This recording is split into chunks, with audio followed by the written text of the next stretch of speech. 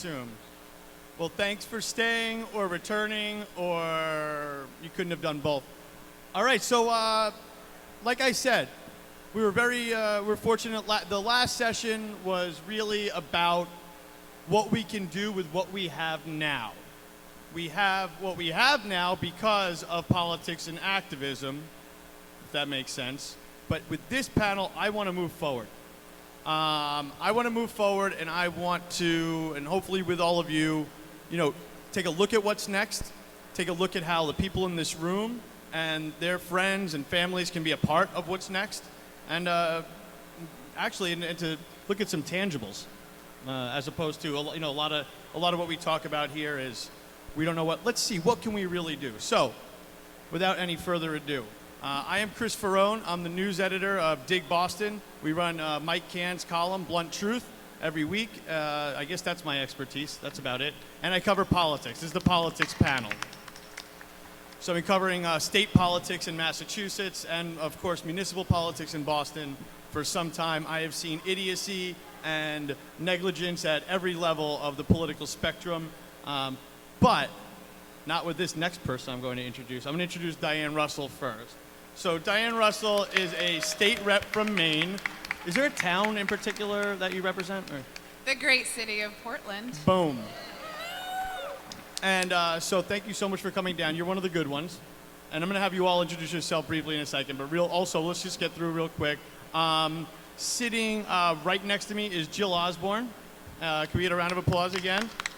A blogger who, I'm proud to be the editor of one of the only anti-prohibition papers, but since we're the only one, the only other, you get your 1,000 watch, you got your magazines, and you have your blogs. So we really need to talk to these people and see what they've learned, because you've been the ones following it. So we're going to get to that. And then also, somebody who you're really going to want to meet after the panel is Dr. Uma. And Dr. Uma has answers for a lot of your questions. And I think what I'm going to want to focus on questions with the doctor is, how do we put the face that we need, the medical face, as we move forward? So why don't we can you all just give us like your elevator introduction? I don't want to just read the generic. What are you into? What are you really looking at right now? Yeah, please. I'm sorry. Jill, please. Sure. My name is Jill. I am a mom, first and foremost. My daughter, Haley, is 8 years old. She has a severe form of epilepsy. She's failed every single medication that's available in the U.S. So cannabis is really our only hope at this point. So 3 years ago, when Massachusetts introduced the ballot initiative, we were involved. And the pediatric regulations were so burdensome and cumbersome that they were unworkable. And so we got involved to testify before the committee to try to help make actual access for pediatric patients as well as adult patients. Thank you. And the state rep, please. Russell. Good afternoon, I'm Diane. I am your friendly neighborhood politician, and I'm sorry for that. So I started on April 20th of 2011 and introduced the first of what is now going to be 3 legalization bills in the state of Maine. When I first introduced the bill, there was a lady that had hand cut out letters and hand sewn them to her coat that said, "Jail Diane Russell." I'd like to have that for posterity. Several years later, people look back and they forget that, and now they see maybe she was right and maybe she wasn't just crazy. Prohibition didn't work with alcohol. It's not working today with marijuana. The only thing that prohibition seems to benefit, the only people, are the drug cartels.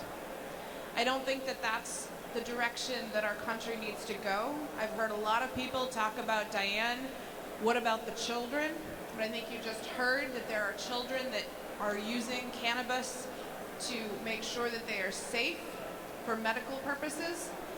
And I don't think that drug dealers have any interest in protecting our children. I do think that licensed business owners and a regulated system would. The one thing that I would say is that the medical industry, though, needs to get together and work together. You guys are working together really well in Massachusetts. The same is not happening in Maine. There are two sides. There are dispensaries, and then there are caregivers, and they are fighting, and that is holding up legalization. And sadly, it's largely about market share, and that's unfortunate because while they're fighting over a tart right now, I'd like to give them some pies. I'd like to have people fight for blueberry pie, for rhubarb pie, for lemon meringue pie. Can we have it for Boston cream? OG Kush There's pie. a lot of pie that could be made, and we could do it safely, we could do it responsibly, and we could make sure that instead of building prisons, we are building schools. Dr. Uma. Good afternoon, everybody. This is truly an honor and history in the makings. Each one of us is here, and I am so proud to be a part of it. I thank Chris, Mike, and the people that have organized this, and this turnout is just amazing. And each one of us here is going to make a difference. I always say, reach one, teach 10. So let me introduce myself. I am Dr. Uma Dhanabalan. I go by Dr. Uma. I'm a family doctor, I'm an occupational environmental medicine physician, and I'm also a cannabis medicine physician, and I'm proud of it. A little bit of background about me, I'm originally from India, and I'm very honored my dad is here and my son is here, and several of my patients and colleagues. I came into this about 5 years ago, and if somebody had told me I was going to be a cannabis medicine physician, I would have probably laughed. But it's the best thing I have ever done, and I make this statement, and I truly believe it. Cannabis is an exit drug from pharmaceuticals and narcotics. It is not an entrance drug. I believe in this, and it is truly should not be the last option for patients, and people don't realize nobody has ever died from this medicine, and we have killed people from pharmaceuticals and narcotics and over-the-counter meds, and we need to get real and be honest, and my passion is about education. I believe cannabis is a medicine. It's not for everybody, but it should certainly be available and safe access. And I thank Maine because right now we have no dispensaries. There are no places for our patients to go. And Maine is the only place, and that too they have to meet their guidelines. It is crazy. It is criminal.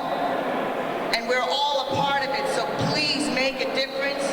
And I learned I am an activist, and I am going to speak out as loud as I can. Ain't that an introduction to this panel? So thank you. As you can see, we have the right characters in here. So why don't we? I want to start by just saying something that we hear all the time. We hear this when on the nightly news when they have like the picture of grandma with a giant vaporizer bag. You know, it's always like that same B-roll. This is what we hear, and it's just going to be the canopy. So everything that we say, I want you to keep this in mind. It's not your grandfather's marijuana. It's not your father's marijuana, all right? So you don't have to address it directly, but that'll come up, okay? And the reason that I want that to be kind of a centerpiece is because what I want to talk about is how you move forward into society, the actual 99%, how get people on board.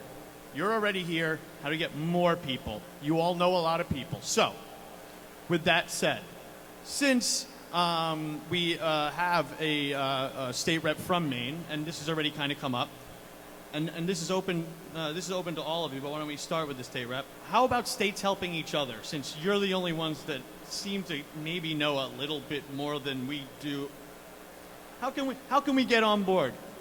Well, I think conferences like this dedicated to legislators is going to be really helpful.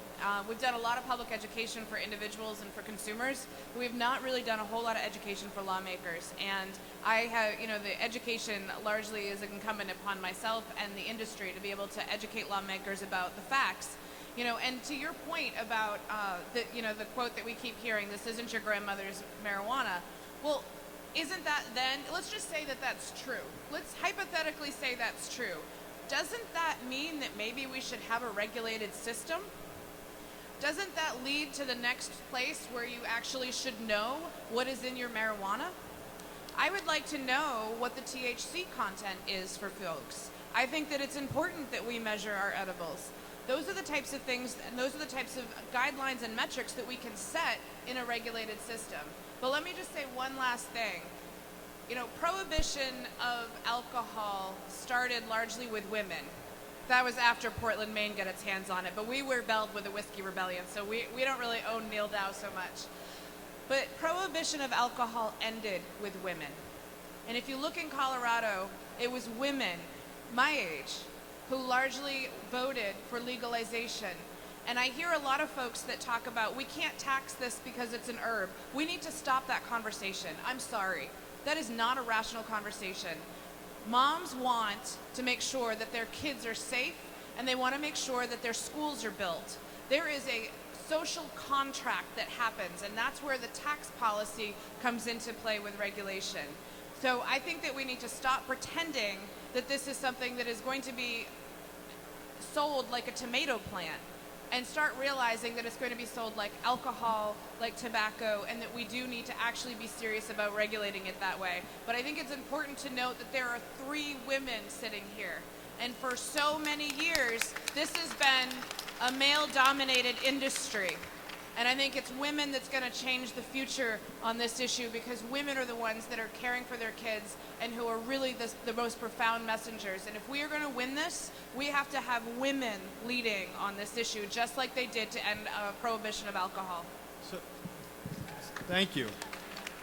So, Jill, you over the years have had to scramble, I assume, to secure medicine and in different ways and different places. Have Rhode Island or Maine or caregivers around New England come to help? Is there a community that we're only seeing come to fruition here? Yeah, I think Rhode Island and Maine serve as really great examples for us, because they both have workable programs, particularly in their caregiver section of their law. Massachusetts caregiver law only allows caregivers to cultivate for 1 patient. It's not feasible when you look at children like my daughter who need a medication that is so specific, that is high CBD, that is low THC, that strains are not readily available. A caregiver is not going to put forth the effort and the time to cultivate plants for 1 patient when it takes that much. So we need to expand the caregiver program. If you look at Maine, it's certainly much more workable. Same with Rhode Island. And I think that that's the direction that Massachusetts needs to go as far as expanding their access. There is a bill right now, HD 1502, which would do that, which would improve caregiver cultivation to allow them to cultivate for up to 10 patients. You need to call your state reps. You need to call your senators. You need to let them know that you support this. You need to stop being intimidated by the fact that they're politicians and start letting them know that, you know, that this is what you support. So this is perfect, a perfect piggyback. So Dr. Uma, you know, when the Massachusetts medical law was being written, I remember there's just, you know, so much on what the amount was going to be of what each patient can have. And then I was talking, I think I may have even spoke to you, Jill, about how some of the medications actually use quite a bit of flour to make whatever they end up have to make. What should, and this question's open, but why don't we start with Dr. Uma? What should activists, what should people watching legislation in motion be careful of? I mean, for me, I would never need more than an ounce at one time. But I'm aware that there are certain medications that, you know, they're condensed and such. So what activists look for, what is off the table? And what should, you know, in that regard? Well, excellent question. And this is where I think physicians, we as Western-trained clinicians, are always looking for dosing. Okay? This has been ingrained in us. You know, you weigh somebody's body, you say, how much do you weigh, and this is the dose of the medicine, and therefore we split up the dose into 3 times a day or 2. Well, this doesn't work for cannabis. And, you know, there's 3 primary ways of consuming this medicine: smoking it, or inhalation, and within inhalation, we talk about smoking or vaporization. With ingestion, it could consume large amounts of product to make these butters or tinctures, and they can be made in different solvents and oils, and people are very creative. And then topicals. But this is where the physician, the healthcare provider, we just didn't come out of Cracker Jack boxes and say, we're going to do this, sorry. We're just going to give you this authority. But we do need to be educated. There are clinicians, including myself, 5 years ago, I knew nothing about the endocannabinoid system or cannabis as a medicine. And I did not know cannabis was written by doctors in this country and was in our pharmacopoeias, the medical Bible of what we look for medicine, till 1942. And so to answer your question, I think it should be dependent on how the patient uses the medicine, how they deliver it. And I know one of the earlier panels a little bit had mentioned, everybody's different. There's no one cookie cutter with this medicine. And so it's a trial and error. And this is where I tell my patients, journal. Find out how much you're using. And I totally agree with what you're saying about this is a medicine. I want a label on it. I want a barcode. I want to know the expiration on it. How do I store it? What are the things do I look for? Do we need indicators in this medicine to say that it's about to expire? I mean, it brings about a lot of views, and this is where it's politics and other people's agenda that put this medicine in prohibition. And it's going to be people like each one of us here that's going to take it out of prohibition. And yes, it's not our grandfather's medicine, but definitely, I got some grandpas on this medicine, and it's working. It's working for my seniors. I see them off their meds, a quality of life and hope.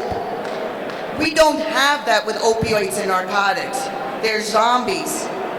So, absolutely, I think there needs to be the authority of the healthcare providers and the patients to tell you how this medicine works for them. And again, nobody dies from it. I want to throw another one in before we move on. Ready? So we're going to add this question. With the first, and we can talk about this for days. I'm sure people in this room with early cannabis prohibition. There's obvious, from the Hearst family to paper, and there's a million reasons. Okay, that's in the past. What are we up against now? I personally, and I'm not saying this facetiously, I don't understand why more politicians aren't on board. Massachusetts, all they have to do is look at the poll numbers. Everything else, they care about the poll numbers. I don't mean to be yelling at the one politician on stage, but I couldn't agree with you more. what do we have? Well, I know, but that's why you're on the right side. What are the people in this room up against? And is it the alcohol lobby? They're no joke here in Massachusetts. I mean, what is it? Who are the enemies? The enemies are inertia. It's the idea that the gateway drug still exists, despite the fact that it has been disproven time and time again. Law enforcement, they are still very credible. I hate to say smart approaches to marijuana is credible because they're really not. But they are, when you've got a media that is required to report he said, she said, if you walk into any place and you ask someone randomly what they think, and that's given equal credibility to someone who actually knows what the hell they're talking about, those perspectives both get reported in the media. So it's important that we're putting forth credible people in the media. I mean, we have Becky DeCooster here from Maine. We have David Boyer over here to the left, Glenn Peterson. They're really good at being in the media and talking about it from a compelling way.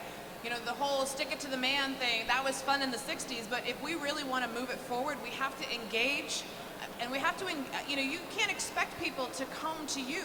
You have to walk to them and walk them back. Most of my time is spent educating reporters and educating lawmakers. And you're right, lawmakers are afraid. They're afraid of the moms. They're afraid that moms are going to judge them for speaking out about this. But that is changing.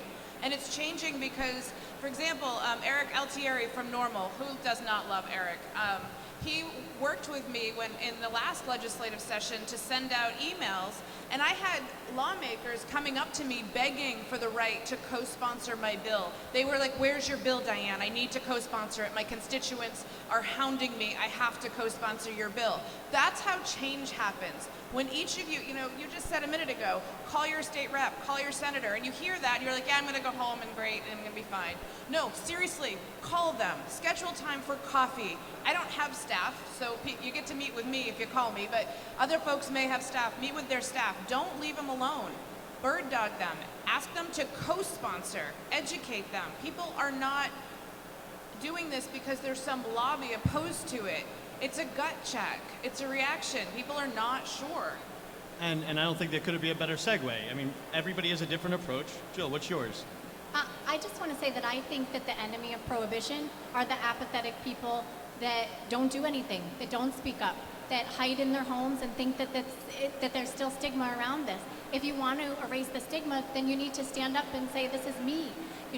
When my town started writing bylaws for whether or not to allow a dispensary, I stood there and said, I'm who's going to show up at your dispensary. I'm a minivan driving soccer mom, and my 80-year-old grandmother who survived cancer.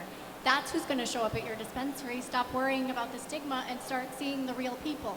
We need to focus on the patients, who the real people are, in order to do that. And I think every one of us, activism is as activism does. You're here, you're an activist, stand up and be one. All right. This is great. This is a great. So, Dr. I'm going to bring, this is a tough one. You ready for a tough one? Okay, bring it on. All right, so, and I'm dealing with this. So I really like my primary care doctor, but she's a part of, with hospital, everything's consolidated. She's now, her office has been bought and sold 3 times in the past couple of years. I don't want to leave her. As there are less and less, with all this consolidation, and this is a multi-part question, what can people do to find doctors like you, and what can people do to support doctors like you? And I'll throw this cherry on top. What are doctors like you doing? Because we know that you going into the State House is a lot different than a lot of the people in here walking in the State House. That's how it works. So how's it going? Okay, so finding people like me, we're listed. I'm with Uplifting Health and Wellness at 10 Tech Circle in Natick, and I also teach at Northeastern Institute. I teach Medical Marijuana 101. So when I have my patients walking through the door, there are 3 sets of patients coming into me. They've either gone to their primary care doctor and been told, I no longer want you as my patient. I am no longer going to write your prescriptions for you, and they're outcasted. Okay, that's one set of patients, and that's scary because they've been on meds and they're going to not have a primary care doctor. The second group of doctors that their patients go to is somebody that says, well, listen, I don't know anything about it, and go find somebody else, and if it's working for you. Then there's the third set of doctors that say, hey, I get it, I know it's working, but I don't do these recommendations, so find somebody. Because there is a process. I have to get registered with the state. I have to fulfill continuing medical education requirements. And I'm also one of the few doctors in Massachusetts that's certified in cannabis medicine. What was the second part of your question? I eventually got into how to, there's going to be, there's no real, it's not a question. It's a matter of fact. And then, but really, how can that relationship build? So how can people support you? Yes. I mean, and Great. Also more of what are you guys, what are the few of you doing, to... I am so fortunate because I don't have a prescription pad in my office, and I'm proud to say that. And I'd love to find out when the last time Dr. Uma Dhanabalan ever wrote a narcotic prescription. It's probably over 8 years ago. So I'm proud of that. And so what I have done is I'm trying to do every little piece I can. I just got back here from Washington. I'm now part of the Mass Medical Society. I'm trying to be a part of the delegate involved in my county. And I have faced so much resistance. But I think what we're doing is we're talking about it. And we're able to get correct information. And I always say, is it madness or medicine? There's so many myths. Reefer madness painted a picture by the Hearst family. So there's a lot of work that we need to take away. But if you look around, each one of us represents a face of cannabis in some way or another. And so the whole thing, my son was even saying, we got to take away what the face looks like. It could be your grandmother, it could be your child. It could be your father, your mother. It could be your preacher or your police officer even. I've seen it all. I've seen people walking scared. You know, a preacher that comes in with his jacket closed up so he doesn't have to be identified when he walks out that he's been there to get a card. So let's awaken people and embrace them. And it's okay. It's okay to talk about it. And actually, people don't know this. The US government has the patent on this medicine since 2003. Number one, I want to tell you, Schedule 1 is where cannabis is in, and for people that don't know what that means, Schedule 1 means that there is no medical use for this, that there's no medical research for this, and a potential for abuse. So I'm going to start with potential for abuse. Anything can be abused. So I'm not going to go there. That's a whole issue of addiction, okay? Medical use, we know about it for thousands of years. There's literature, and I just told you, US government has a patent. So they got research. That's the only reason they have a patent on it. And as far as the research, there's research that's been done here in this country, in Virginia, in Israel, Spain, Brazil, and they've shut those studies down as soon as they prove that there's positive studies. There's like 6% that is dedicated to positive studies versus 90+% promoting negative studies. So talk to your doctors, talk to your family members. I hope I answered the question. You answered it and knocked it out of the park. Let's go. I'm going to open up the floor in a minute for the last 10 or 15 minutes. But first, we've done a lot of, and I want to keep it general. It's been good in a general way because we have people from different states. In Massachusetts, obviously, people are looking at a couple of different legal bills down the line, and feel free to, brush on any of those. But since there's so many people from all over the place, I want to ask in a general way, since we've talked about how to hold legislators' hands, how to work with doctors and caregivers, what doesn't work? What are some, I know this is kind of a difficult question sometimes, what are some of the flaming failures you've seen? What are some of the direct actions, indirect actions? Because that's what people are here for. What are some of the things, don't do these things? And why don't we start with you, Jill? I don't want to put everybody on the spot, but you've been at it. I've seen you at the State House quite a few times. So, It's true. In October, we organized a patient-driven protest in front of the Department of Public Health. We had, I think, 75 to 100 people show up with signs, and there was a resignation that day. So Yes. people make a difference when we join forces, when we join our voices. I think that's what we really need to recognize and to do going forward, to join together. There is really power in numbers. And so we need to show that. and before that, Yeah. you'd been not as direct. You hadn't been going out as much, right? So prior to that, we were involved mostly politically, testifying before the committee and that kind of thing. And then we got involved publicly. It's not an easy thing. I get negative, every time we do press or media, I get negative messages. People call me a drug dealer. People tell me that I'm breeding a new generation of drug addicts because I'm giving my daughter cannabis. It's not an easy thing to speak up. I understand. But we still need to do it because we have children that need to grow up understanding they're not drug addicts because they need access to medicine, to safe, consistent, legal, tested, replicatable results. Thank you. So that I would take the lesson from that is a multilateral approach. You're in front of the DPH. You're at the actual State House. DPH, by the way, is not in the actual State House. So, Representative Russell, what is anything? Any real goofy things you've seen, or go ahead? Yeah, it doesn't work if we don't work together. I put myself out there, and there were so many people that have come out in support of what I've done because finally someone was taking a leadership role. But the people that I thought were going to be there weren't. On the contrary, they've been very disrespectful, and it's been a remarkably vicious scenario because they didn't always agree with exactly what I had put on paper. Not realizing that if you just talk to me, we can change it. We can fix it. The other thing that doesn't work is when you forget that your politicians, your local elected leaders are people. You can look at me and say, oh, she's got a title, but, I put my pantyhose on just like every other gal, one leg at a time. I have shoes that don't always work right. We're people. And sometimes the process of drafting legislation is messy. And if you're not there to say, hey, Diane, you know, did you notice that that wasn't quite right? Or I have this new perspective on this that you don't necessarily have. Can you fix that in the bill? You know, 9 times out of 10, I'm going to say yeah. And on that one time that I say that's not really necessarily going to work, I'm going to explain to you why all the 15,000 other people have told me that that isn't going to work and the reason that it's there. Don't forget we're people.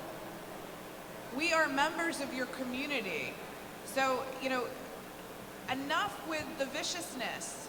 You know, we really all need to work together toward a common goal. And it shouldn't be about greed and money and market share. It should be about patience and access in prisons, getting rid of the latter. So let's work together, because when we don't, everybody else just sits back with their popcorn and watches and says, oh, look, that's never going to move forward, is it? I don't want that scenario to come to fruition simply because we couldn't work together. We need to sit down at the table, and you need to stay at the table, and you need to negotiate, and you need to negotiate with respect and dignity, just like we teach our children to do on the playground. Thank you. And Dr. Uma, so you know relatively, I don't know how long everybody else here has been working. I guess everybody here is relatively new to the cause. I mean, but you're 5 years in. 5 years of education. I've seen about 4,000 patients plus in the last 3 years between the ages 18 to 96. And when I first got into this, I felt like I was a Harvard drug dealer. You talk about going to educate and trying to do the right thing, and you're scared to say and I was a medical review officer. For those of you that don't know what that is when people have to go for a drug test and somebody pops positive for something that's on the panel, you would be getting a call from me to say, what prescription do you have? Now here I was on an end where I had to let people lose their jobs because they tested positive. So this is a real fear factor. I mean, people worry about themselves. They worry about their kids. I mean, I could tell you stories after stories. Their employers, you talk about social, cultural factors that they have to deal with. Dr. Uma, what if I smell like it and I have to go in? You know, it's okay to smell like tobacco and walk in, that's okay. But if I smell like weed and I walk in, that's considered something negative. But we have different options now for people to get medicine delivery. And I think we need to take the stigma away from it. And every day I learn so much from my patients, but I am on a mission to change this face. And I'm proud of it. And I've been there with Jill at that meeting at the DPH. And out there with my hands, with the fist in my hand, and people said, Dr. Uma, we never knew you had it in you. I said, I didn't either. And Mickey Martin, who is not here, God love him, because he has been one of the people that has been very articulate in bringing me here and said, Dr. Uma, you are now an activist. Either you don't know it, but you are now an activist. And I'm proud of it. And like I said, please talk about it, educate yourself, educate others, and bring out the positive things about it. And I definitely think regulations, and it's hard like for people to say, where do you go for help? So I think maybe if we can figure out how to have people that do this best, like work together. I can't do it all. None of us here could do it alone. But we can bring the strengths of everybody and have them write letters. Because I know with the big concern that I have right now with my PTSD patients, there's so much fear. And I don't know if you guys have been reading the papers. I mean, the vets have brought this to the table. Again, there's another criminal thing that we're talking about. Patients are just loaded with meds, one after another and another. And we're losing a vet every 63 minutes a day for suicide. Unacceptable. Unacceptable. And I think this is just a very important conversation to have, because not everybody's like me, lives completely outside of normal society. I smoke pot in my office, but there are a lot of people who it's just not like that for, and it's wild. We want to get a couple of questions. I don't want to put anyone on the spot. Is there anybody who wants to ask a question but couldn't walk up here or anything like that? I feel like with the last session, since I don't have the wireless, is there anybody no? Okay. Good news? Anybody want to hear some good news? Everybody know Jean? Please introduce yourself and give the good news. Hi, everybody. My name is Jeannie Sorrow. I'm from Franklin, Massachusetts. I'm a graduate of Northeastern Institute of Cannabis. I am a cancer survivor, and I'm a user, and I'm a huge activist. Ever since I went to school and learned about this amazing plant, it's blown my mind, and it's time for it to be totally legal and deschedulized by the federal government. My good news is that I went to high school with our new governor, Charlie Baker. I know him well, and he knows me very well. And he knows about my activism. I have spoken to him about the medical marijuana industry in this state, and he has told me, although I'm not an official spokesperson for him, he has told me that he wants to get the medical marijuana dispensaries up and running as soon as possible. Yeah. He knows the DPH is a mess, and he's been kind of preoccupied because he just found out how bad the MBTA is. Trying to think of what else. He has come out and said with Mayor Marty Walsh that he's not for total recreational legalization in the state. But what he did say is he will respect a ballot initiative. So I guess in September is the Freedom Rally, and that will begin the big push to collect the signatures to get it on the ballot for total recreational legalization in Massachusetts. So I urge everyone to attend the rally or watch for petition people out there getting signatures, because what do we need, like 50,000 or 500,000? I don't even know. That's why I'm a reporter. I don't collect signatures. But thank you so much. That is indeed good news. More than a round of applause, please. And Yay. any, Republicans across the country are the ones who are, clearing out their prisons from nonviolent drug offenders. Republicans in this state are the ones who want to make Deval Patrick look bad the way they should. So let's ride that wave. Another thing. Go for it. Another thing I want to say is I know Charlie Baker, and Charlie Baker is a good guy. I'm not a Republican by any stretch of the imagination, but he's a good guy. So with this kind of opportunity, who would like to say something? How do you piggyback this kind of thing? I'd like to say that I know a lot of people that will support medical access but are still on the fence about full legalization. I just want you to consider full legalization will translate to better access for medical patients. It will translate to more strains. It will translate to more availability.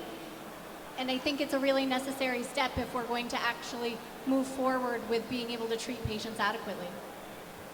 Can I just say one thing about the Republican versus the Democrat? The Nation magazine listed me as the most valuable progressive in the country a few years ago, so there's no question about where I stand on the political sphere. But there is this interesting thing. We've had this definition for decades of bipartisanship where the moderates meet in the middle, and you give a little to get a little, and that's where compromise comes in. Sometimes compromise is a good thing, and sometimes compromise is a bad thing, and that's where it happens. But there's this new spectrum of bipartisanship that is happening, and it started with legalization.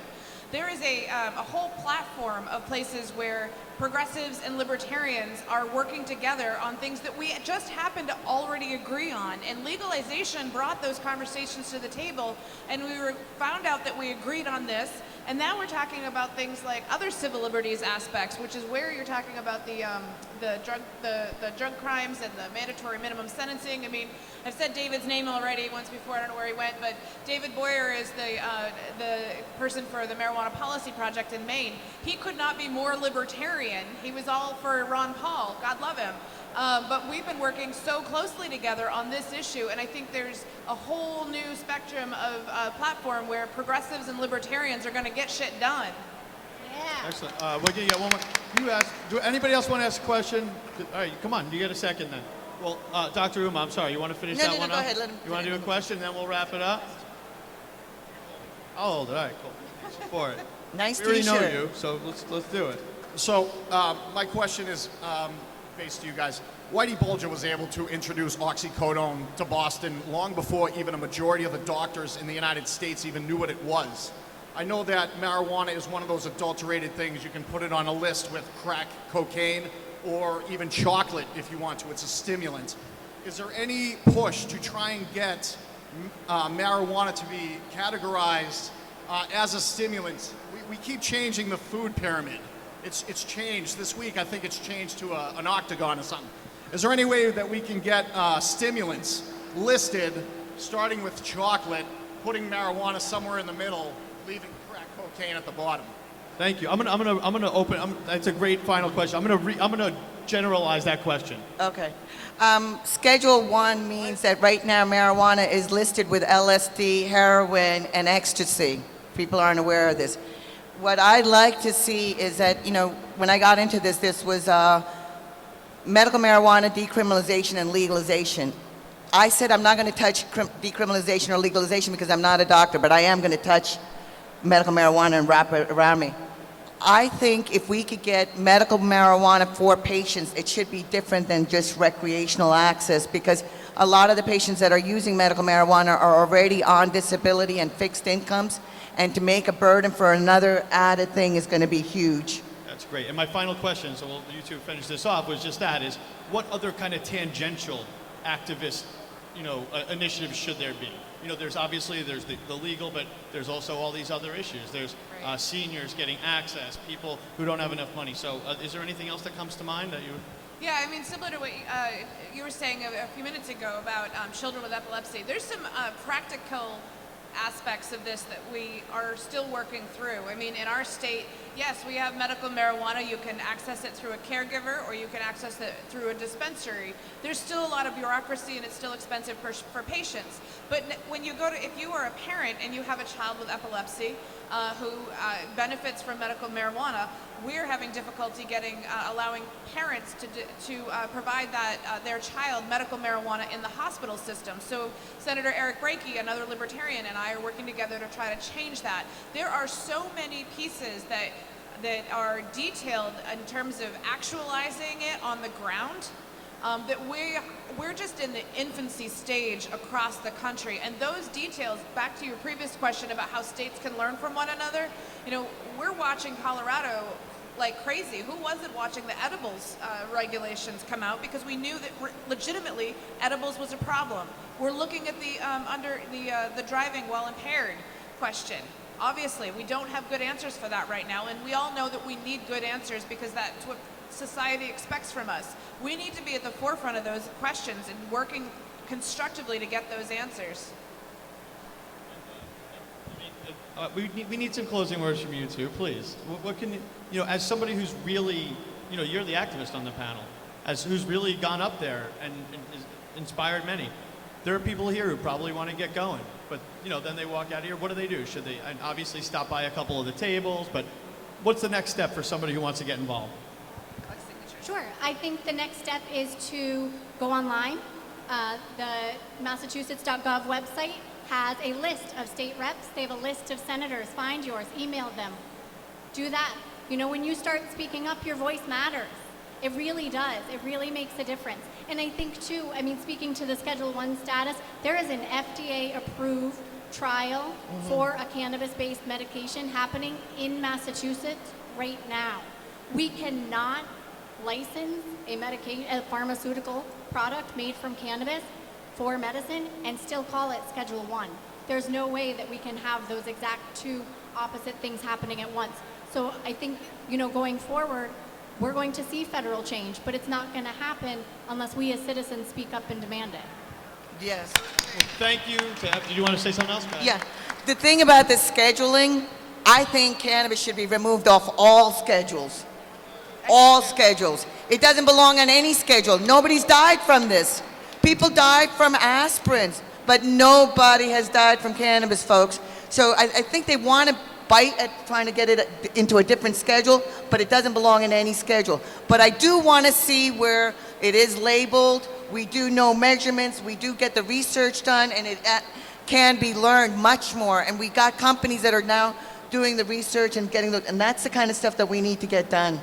And Well, thank you. don't forget to collect signatures. Whether you are in Massachusetts or you are in Maine, there are efforts underway to collect signatures to get on the ballot. Don't just sign that petition, go out and collect signatures. I am sure that Mike Crawford here will know who to talk to in Massachusetts. David Boyer is up here. If you live in Maine, he's going to look for people to help collect signatures. That's how you change things. Everything that's happened has happened at the ballot box. That is what our democracy is built on. You have 2 citizens initiatives coming up in New England. Get out there and knock on doors. You remember this, so just tell them this is your grandfather's cannabis. And that's it. Thank you to all of our panelists. That was truly amazing. Throw that video on YouTube. There's a lot that people can learn. You have another word?